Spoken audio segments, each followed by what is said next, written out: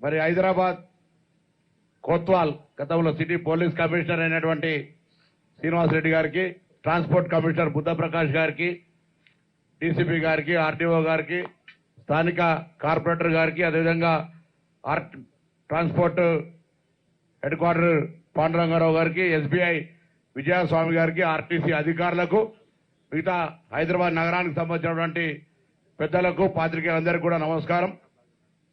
తెలంగాణ రాష్ట్రం ప్రజల ఆకాంక్షల కొరకు ఏర్పడ్డ తర్వాత గౌరవ ముఖ్యమంత్రి గారి నాయకత్వంలో 48 గంటల్లో ఇచ్చినటువంటి 6 గ్యారెంటీల్లో భాగంగా మహిళలకు ఉచితంగా బస్సు సౌకర్యాన్ని ప్రారంభించి ఒక సంచలనాత్మక నిర్ణయం తీసుకోవడం జరిగింది. 9వ తేదీ నాడు ప్రభుత్వం 7వ తేదీ ఏర్పడితే 9వ తేదీ నాడు ఉదయాన్నే ఈ యొక్క బస్సులకు సంబంధించినటువంటి దాని లోపల తెలంగాణ వ్యాప్తంగా మహిళలందరికీ కూడా ఉచిత బస్సు సౌకర్యాన్ని కలుగజేయడం జరిగింది. అంటే 21 రోజులైంది. 9వ తేదీ నాడు ప్రారంభిస్తే ఇలా 30వ తేదీ ఇప్పటికీ సంతోషంగా ఆర్టీసీ సంస్థ పక్షాన, ప్రభుత్వం పక్షాన మంత్రిగా 6 కోట్ల మంది మహిళలను ఫ్రీ టికెట్ పేరు మీద ప్రయాణం చేయగలిగినారంటే ఏ విధమైన స్పందన ఉందో ఈసారి అర్థం చేసుకోవాల్సిందే సందర్భంగా కోరుతా ఉన్నాం. దీని ద్వారా పెరుగుతున్నటువంటి రద్దీ కావచ్చు, లేదా గతంలో పాతపడ్డటువంటి బస్సుల స్థానం కొత్త బస్సులు ఏర్పాటు చేయటువంటి ప్రక్రియలో భాగం కావచ్చు, ప్రభుత్వం తరఫున పెద్దలు గౌరవ ముఖ్యమంత్రి గారు ఆదేశించిన దానికి అనుగుణంగా 1050 బస్సుల్ని దాదాపు 400 కోట్ల రూపాయలతోటి బ్యాంక్ ఎస్బీఐ వారి సహకారంతో మరి కొనుగోలు ప్రక్రియ స్టార్ట్ అయింది. మరి ఆ బస్సులన్నీ కూడా హైదరాబాద్ నగరంతో పాటుగా తెలంగాణ వ్యాప్తంగా అన్ని జిల్లాల లోపల ప్రజల సౌకర్యార్థం ఉపయోగించబడతాయి. ఆర్టీసీలో ఈరోజు ఇంతకుముందు పెద్ద సిపి గారు చెప్పినట్టుగా కాకి బట్టలతోటి క్రమశిక్షణతోటి ఆర్టీసీ సంస్థను కాపాడుకుంటుంది ఒక కార్మికులు అనే మాట ఇక్కడ కూడా మొహమాటం లేదు. ఈరోజు రాష్ట్ర ప్రభుత్వం తరఫున కూడా ఇది ప్రజల ప్రభుత్వం, ప్రజల పాలన.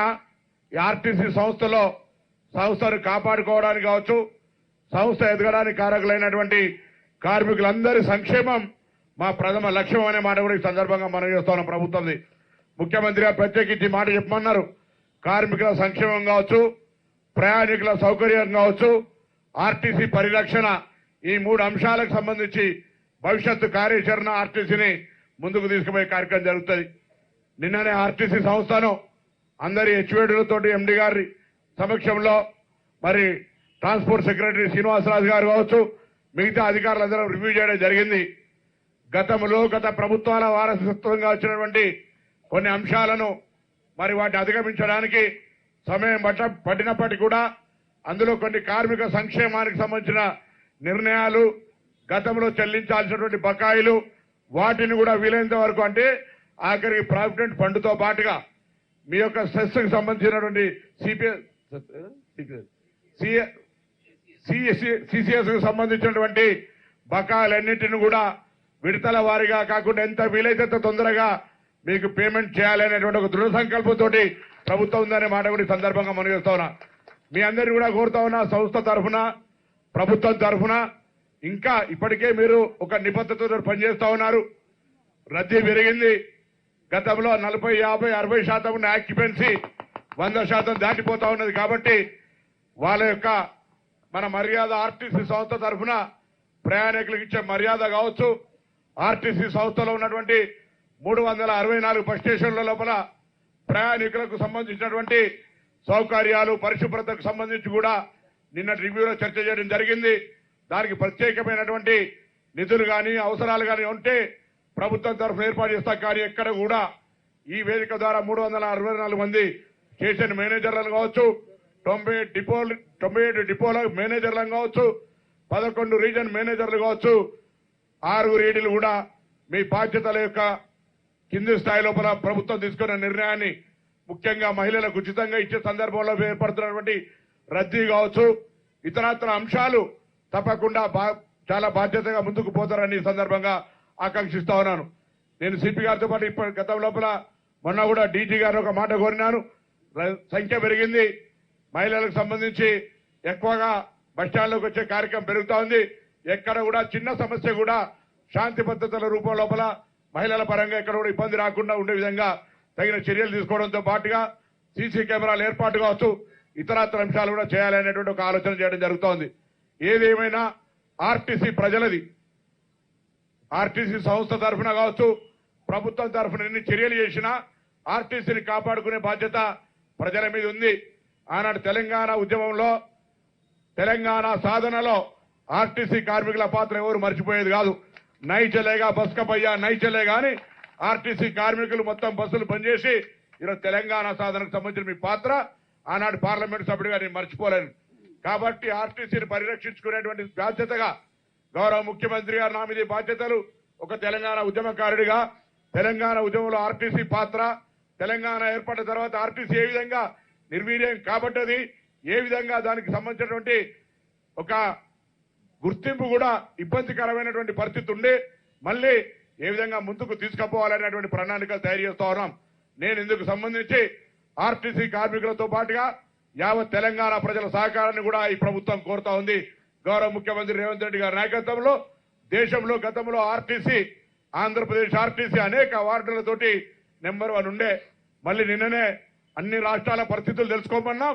భవిష్యత్తులో కూడా ఆర్టీసీ ఒక లైఫ్ లైన్, పేద ప్రజలకు, గ్రామీణ ప్రజలకు, విద్యార్థులకు అనేక రకాల రాయితీలు ఇచ్చి ప్రభుత్వం తరఫున ఆర్టీసీ సంస్థ నడుపుతారు. ఎన్ని ఇబ్బందులైనా తప్పకుండా ప్రభుత్వ పరంగా ఆర్టీసీకి ఉన్నటువంటి నష్టాలను తొలగించడానికి ప్రభుత్వ ప్రతినిధిగా, మంత్రిగా నేను చొరవ తీసుకుంటా. సంస్థను నడపడానికి ఎండీ గారు సమర్థవంతంగా నడిపేటువంటి శక్తి ఉన్నది కాబట్టి క్షేత్రస్థాయి దాకా ఆఖరికి అక్కడ ఉన్నటువంటి బస్ స్టేషన్ లో చిన్న ఉద్యోగి దాకా బాధ్యతగా వ్యవహరించాలని సందర్భంగా కోరుతూ, ఈ బస్సులతో పాటుగా త్వరలో ముఖ్యమంత్రి గారు నిర్ణయం చేశారు. వారి చేతుల మీదుగా 1000 కాలుష్య రహిత నిర్మూలనకు సంబంధించి ఒక 1000 ఎలక్ట్రికల్ బస్సులు కూడా త్వరలో ప్రొక్యూర్ చేసుకోవాలని ముఖ్యమంత్రి గారు నిర్ణయం చేసినారు. వాటిని కూడా వీలైనంత త్వరలో ప్రొక్యూర్ చేసి ప్రజల సౌకర్యార్థం ప్రజల రవాణా కార్యక్రమం ప్రారంభం చేస్తామనే మాట మనం చేస్తూ మరొకసారి ఈ వేదిక ద్వారా ఆర్టీసీ కార్మికుల సంక్షేమం, ఆర్టీసీ పరిరక్షణ, ఆర్టీసీ ప్రయాణికుల సౌకర్యానికి సంబంధించి ఎక్కడ కూడా కాంప్రమైజ్ కాదు. తప్పకుండా ఈ ప్రభుత్వ ఉద్దేశం అదే అన్నమాట మరొకసారి మనం చేస్తూ భవిష్యత్తులో ఆర్టీసీకి సంబంధించిన అన్ని అంశాలకు ప్రజలు సహకరించాలని కోరుతూ, ముఖ్యంగా ఈ ప్రభుత్వం నిర్ణయం తీసుకొని అది రవాణా శాఖకు సంబంధించినటువంటి 6 గ్యారంటీల్లో మహిళలు ఉచితంగా ప్రయాణం చేసేటువంటి దాని స్పందన చూసిన తర్వాత ప్రతి గల్లీకి, వాడకు మానవుల్లో ఏ విధంగా నరాలు ఉంటాయో, ప్రతి మన బాడీలో ఎక్కడైతే నరం లేకుండా ఉండదో ఇలా ప్రతి గ్రామానికి సంబంధించి ఆర్టీసీ బస్సు, అందులో ప్రభుత్వ పథకం మహిళలు ఉచితంగా వాడుకునేటువంటి ఒక సౌకర్యం ఉందంటే ఇది చాలా పెద్ద ఎత్తున స్పందన ఉంది. ఇటువంటి కార్యక్రమం కర్ణాటకలో కూడా కాంగ్రెస్ ప్రభుత్వం చేస్తా ఉంది, ఇక్కడ కూడా చేస్తా ఉంది. ఎటువంటి ఇబ్బంది లేకుండా భవిష్యత్తుకు తీసుకుపోతామనేటువంటి హామీ కూడా తెలంగాణ అక్క చెల్లెలందరూ కూడా ఈ సందర్భంగా ఇస్తూ మరొకసారి ఈ యొక్క నూతన బస్సుల ప్రారంభ కార్యక్రమానికి వీటి ఏర్పాటుకు సహకరించిన అధికార యంత్రాంగానికి అభినందన తెలియజేస్తూ భవిష్యత్తులో ఇంకా ముందుకు పోవడానికి సలహాలు, సూచనలు అందరి నుండి కూడా సంస్థ బాగు కోసం, సంస్థ కార్మికుల సంక్షేమం కొరకు ఏ సూచన చేసినా ప్రభుత్వం వినడానికి సిద్ధంగా ఉంది. గతంలో ప్రభుత్వం చెప్పింది వినడం మాత్రం పరిమితమై ఉండే. ఇప్పుడు సంబంధిత అధికారులు కావచ్చు, మంత్రి కావచ్చు, ముఖ్యమంత్రి గారు కావచ్చు, మీరు ఏం చెప్పినా సంస్థ సంక్షేమం కొరకు వినడానికి సిద్ధంగా ఉన్నాం. ఈ మార్పు మీరు కోరుకున్న మార్పే కాబట్టి ఆ మార్పుకు అనుగుణంగా భవిష్యత్తు కార్యాచరణ పరిపాలన కొనసాగుతుందని మరొకసారి మనవిస్తూ మీ అందరికీ సందర్భంగా శుభాకాంక్షలు, ధన్యవాదాలు తెలుస్తూ నమస్కారం చెప్తూ ముగిస్తా ఉన్నాను.